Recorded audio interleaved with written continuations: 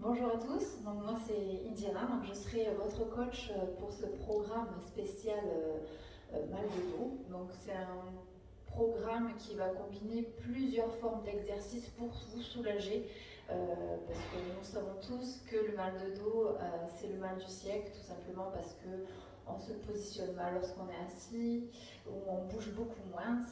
Et donc, je vais vraiment cibler ce programme avec des exercices de pilates, des cours de pilates qui vont durer 20 minutes, où l'objectif, ça va être de renforcer en douceur votre dos, la totalité du dos, mais pas que, parce que pour avoir un dos solide, il ne faut pas oublier qu'il faut forcément avoir une ceinture abdominale solide et aussi des pectoraux solides pour simplement maintenir une bonne posture au quotidien. Ces cours de pilates, je vais essayer vraiment de combiner, donc comme je disais, du renforcement musculaire, mais également des étirements et des exercices de mobilité du buste ou des jambes pour essayer vraiment de décoincer un petit peu tout ça et pour se sentir beaucoup mieux et avoir moins de douleurs au quotidien. C'est un programme qui va durer pendant 4 semaines où je vous propose vraiment de faire 20 minutes par jour de pilates. Alors ça peut être un cours soit vraiment que du pilates pur, ensuite un autre cours où ça va être plus basé sur du stretching, avec ou sans matériel. Alors pas d'inquiétude, vous n'aurez pas besoin d'acheter du matériel pour ce programme. Quand je parle de matériel, on se servira souvent soit de manche à balai, soit d'un coussin, plusieurs choses que vous pouvez avoir tout simplement à la maison. Même si vous n'avez pas, on peut aussi utiliser des haltères, mais même si vous ne les avez pas, on pourra saisir des bouteilles d'eau, ce que vous voulez pour pouvoir renforcer en douceur. Donc voilà, je vous propose dans un premier temps, cette vidéo va vous permettre de vous expliquer le placement pendant tout le cours et je vais simplement vous expliquer comment se positionner et quoi contracter pendant les exercices pour pour effectuer les exercices le mieux possible. Sachant que je ne suis pas là pour vérifier si vous êtes bien placé, c'est pour ça qu'il faudra être vigilant lorsque je dis ou je rappelle des placements. Regardez-vous, essayez vraiment de voir si j'ai les genoux largeur du bassin, si j'ai placé les mains sous mes épaules, si j'ai pas contracté mes abdos, mon périnée, etc. Je vais le rappeler tout le long des séries et essayer vraiment, à chaque fois que je le rappelle, de le remettre en place. Je vous explique, donc en pilates, il y a 5 référentiels qu'il va falloir respecter vraiment tout le long du cours. Le premier, donc c'est pas forcément un référentiel, mais vous allez être obligé de le maintenir pendant le long du cours, c'est de maintenir en fait vos pieds largeur du bassin. Donc si j'ai les pieds largeur du bassin, j'ai également les genoux et je maintiens en fait tout simplement un bassin en position neutre. Donc je vous explique.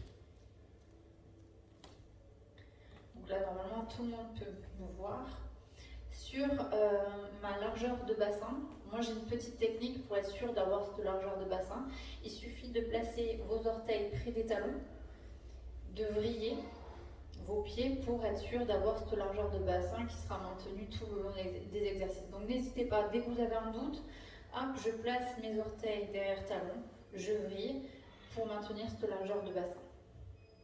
J'évite toujours sur mes exercices de verrouiller les articulations des genoux. Maintenez, alors sans forcément avoir les jambes tout le temps fléchies, mais hop, je suis un peu souple sur mes articulations. Et je vais essayer, dans un premier temps, d'avoir un bassin en position neutre. Alors, j'ai une petite technique qui va vous permettre de vérifier si votre bassin est bien positionné. Vous allez essayer de dessiner un triangle avec vos doigts, donc pouce, index, et je vais placer ici ce triangle contre mon bassin en vérifiant que j'ai la pointe du triangle sur mon pubis. Et simplement, donc là, je vois si mon triangle est bien à plat, c'est-à-dire que la pointe de mon triangle est vers le sol, c'est que j'ai mon bassin en position neutre. Si vous voyez au contraire que le bassin est légèrement vers l'arrière, enfin du moins la pointe du triangle est trop vers l'arrière, je replace, ou trop vers l'avant, d'accord? C'est vraiment là la posture qu'il faut avoir tout le long du cours. Donc là, je maintiens mon bassin en position neutre. Lorsque j'ai mon bassin en position neutre, il va falloir que je contracte mon plancher pelvien. Alors le plancher pelvien, j'essaie de contracter les revers de l'anus, donc stop gas. Je vais contracter mon périnée, stop pipi, ok. Et donc là, normalement, je devrais sentir mon plancher pelvien se contracter. C'est bon pour vous? Si jamais vous avez du mal à contracter les deux à la fois, vous allez essayer d'imaginer qu'il y a une fermeture éclair qui part de l'anus et que j'essaie de remonter jusqu'au nombril pour engager également le transverse sur vos exercices. Donc lorsque j'ai mon plancher pelvien d'engager, si vous n'avez pas fait l'image de la fermeture éclair, j'essaie d'aspirer au maximum mon nombril dans la colonne vertébrale. De suite, vous allez sentir vos abdos profonds s'engager. Je vais placer mes bras le long du corps. Ça va? Essayez de glisser mes omoplates et mes épaules dans les poches arrière de mon pantalon. Ok. Il en reste plus deux référentiels. Donc pour vous aider, vous pouvez essayer de placer ici vos mains au niveau des côtes. Inspirez par le nez. Donc lorsque j'inspire par le nez, je vais essayer d'ouvrir ma cage thoracique vers l'extérieur, comme si c'était un parapluie. Donc vraiment, j'ouvre au maximum vers l'extérieur. Et sur mon expire, j'essaie de souffler par la bouche en essayant de remonter mes organes du bas vers le haut à chaque fois. Donc j'inspire, j'ouvre le parapluie. J'expire et j'essaie de remonter le tout vers le haut. Alors, continuez, entraînez-vous, j'inspire. Expire. Je rappelle juste sur l'expiration, imaginez que vous voulez créer de la buée sur un miroir. Donc quand j'expire,